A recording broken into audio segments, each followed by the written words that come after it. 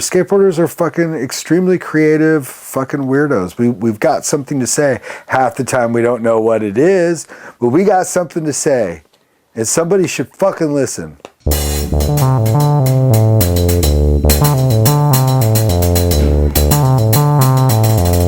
My mind is a garden. I skateboard, but I'm an artist. I love art and I love you. Come to me and kiss me. Welcome back to the Letters. We're here with Ed Templeton.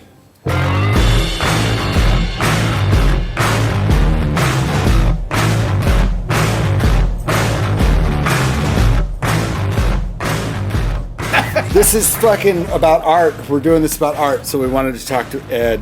I think when Stesic did that one article on, the famous article, they talk about it in the Dogtown movie and stuff, but he recontextualized what the guys were doing as art. Like, he's the one who kind of saw it as like, I'm looking at this and what the whole action is art. They're not doing art, they're actually, the lifestyle is art. They are the art. They are the art, And he kind of like fetishized it in a way, like shooting photos of like making it beautiful. Like, this is like the Stacy hair photo and whatever. Like, like I think since that happened, from that inception point, everyone has seen it as art and the lifestyle is art.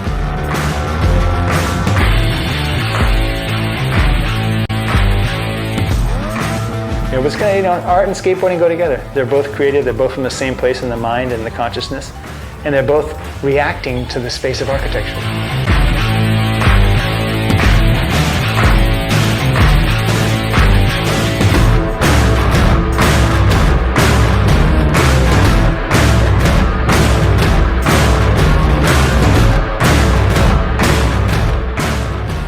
You were supposed to go to school and fall in line. And, doing art, being a skateboarder, they were not fucking celebrated. They were not nurtured. The first person I saw draw their own graphics was Neil Blender, he's kind of the father of it all, right? Everything we do.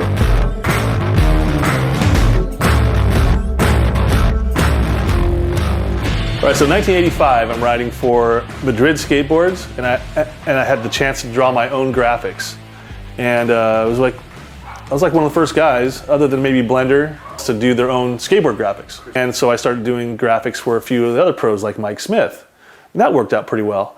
They started all drawing their own shit because they're, this is who I am. This is a representation of, these dudes were all incredibly artistic dudes. When he got Christian and Eddie, when you first started to put that era of album together, and Mondo was the guy who's doing them by hand. Airbrushing the boards. That's why some are really good and some are sucky. We just give them a bag of book and lock them in the garage, dude, in the back, and just go. Painted all the boards pink. I thought it was so cool that these guys are the guys that we're looking at in the magazines, and they do their own graphics. So that inspiration is what helped me, formed me as a person, because I decided right there that I'm going to do my own graphics because I think that's the coolest thing ever. And I didn't even consider myself an artist or anything. Like, my first new deal I had, he even said, like, get Ed Templeton's board, it's the one with the crappy graphic. It's just, there's different kinds of skating, and there's different kinds of fucking art. Someone doesn't like your Steve skating, fuck it, I could do it, and I'm having fun. And the same thing with my artwork is everyone used to diss my shit, that shit's whack, fucking blah blah blah, whatever. And it's if I ever paid attention to that shit, it wouldn't be here, you know what I mean? But it's with that skate mentality, you're I don't give a fuck, I'm fucking killing it, I'm having fun. Fuck you, I'm gonna do what I do. I don't care what you think. Kids need to be able to communicate their feelings, and art is the perfect excuse. So they started making little skate zines. The act of doing it was, you felt cool. I'm just at Kinko's making a fucking zine right now. I don't know where the idea came from. I don't know how that got into anyone's head. Gary Scott Davis, skate fade out of Ohio, right? Inventor of the boneless one. Total freak of nature. Can barely speak in public. Skate paint. He had one of the better ones. They had the contest series through zines as well, backyard ramps. Just, hey man, drive to this address, you know? Yeah. Break out the map. There was no MapQuest or any of this internet, anything. Yeah. It was DIY skate zines, man.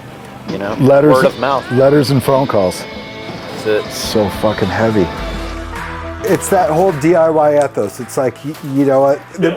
The music they're playing ain't what I want to hear. You know, I don't want to fucking skate to Foreigner. You know, I want to be the Foreigner. Yeah, do it yourself. Like if you're at home, do it yourself, you know? Build your own park, build your own boards, pour your own trucks. If you don't have access to it, then maybe you should try to make it on your own, you know? It's one way to look at it, for sure. You don't have to succumb to outside forces when you're willing to do it for yourself. You're kind of writing your own ticket, for sure. Hi, you found me. It's hard to find me because I'm so into art. Now go away, I'm busy thinking. The Corey O'Brien was popular back in '89. A lot of kids bought it. It's 1990, boys. Let's get rid of the skeletons. Yes, it kind of just hit me that it essentially skateboarding at that time period was a creative expression. Yeah. But at that point, it was like a thing. It was just like, what can we do with this board? That's why handrail, the idea of doing a handrail for the first time, it like took over because it was so wrong. Yeah. One more time and I'll make it. The idea of the action of doing that is street skating. That's what it means. In its inception was a form of extreme creativity. Like I'm gonna skate this stuff It's unskateable. that's unskateable, that's not for skating.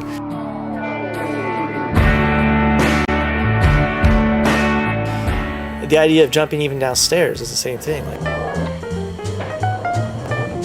And I get asked this question a lot in interviews and stuff. You know, as an art guy, you know, it's like, what's up with creativity and skateboarding? And that's that whole side of it's dead.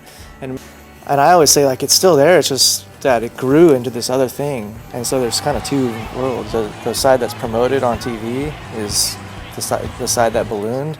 But the original core of the people who are drawn to skateboarding because of creativity is still there. So there's kind of two worlds. There's like the visual, marketing, business side, and then there's skateboarding. Like still the same thing that it always was.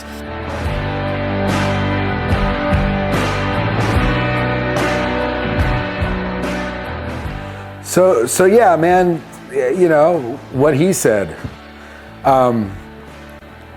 It's skateboarding. It's our life. You know, we do with it what we can, what we want to. Thanks for watching. It's been the Letters. We're out. Go skate. I think Battered Man is Neil. I mean, the editor is Bob Skoldberg's mom. The art director is whoever wants to. The writing is not Harold Robbins. And the photo editor is Mickey Alba's teeth.